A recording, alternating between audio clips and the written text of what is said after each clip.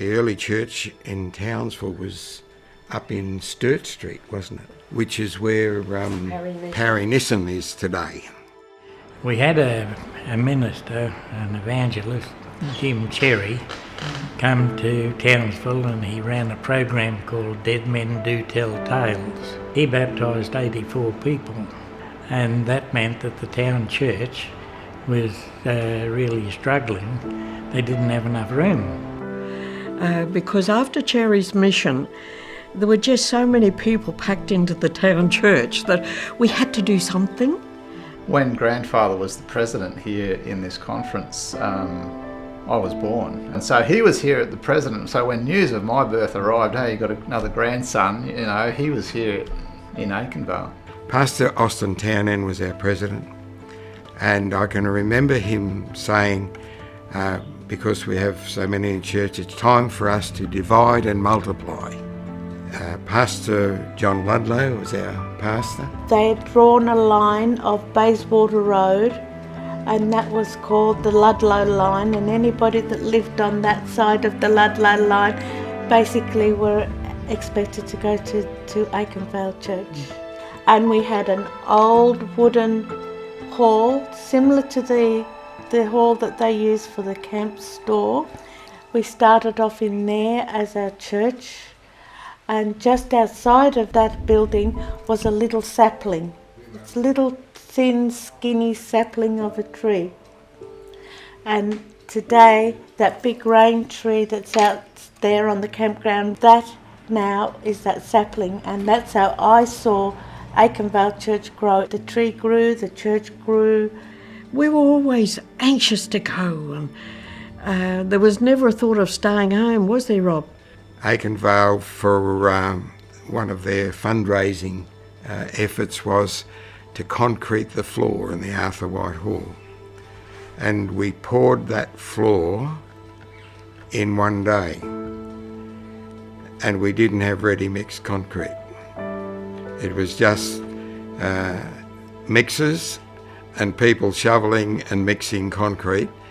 And they wanted to put that down because they wanted to use it with the youth and to be able to roller skate in it, so they didn't have so many joins in the floor.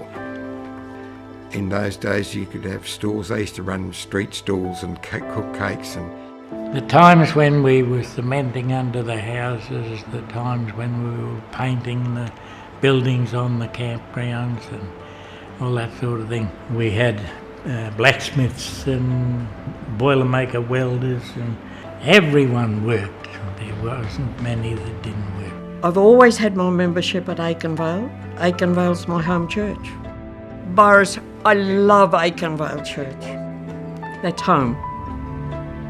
We had such a unity. The whole church was just one big family, and we worked. We wanted to see this church grow. We were involved.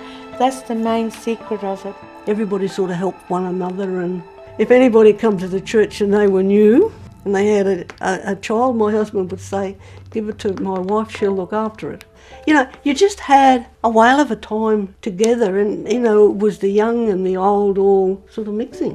While ever we had the vision to build a church, I mean, we started off with not a penny. The only thing we had was the ground that the church was going to be established on. But while ever we had a focus, there was that commitment, there was that unity, and when the church was built and opened, it was never quite the same. I love this verse where Haggai says, does anyone remember this house, this temple, in its former splendour? You know, and I do it as much as other people, but you look back at the church, you know, 10, 20, 30 years ago, and you think, how does it look to you now? That's what Haggai's asking. In comparison, how does it look to you now? It must seem like nothing at all. So you got this generation looking back and saying, well, you know, longing for the good old days sort of thing. But Haggai is saying, just get on with the job. Be strong and courageous. I am with you, says the Lord. Just as I promised when you came out of Egypt, so do not be afraid. We need to do what Haggai is saying, roll our sleeves up and get into it and get the job done. the more you give to God, the more He will give to you. Don't stop at what you can do. Don't ever say, I can't do that. I'd never mixed cement in all my life. But here I was helping them learn new talents. God will bless you. Don't limit God. Whatever you do, don't ever limit God. We have to grab hold of it. In other words, it has to become our church.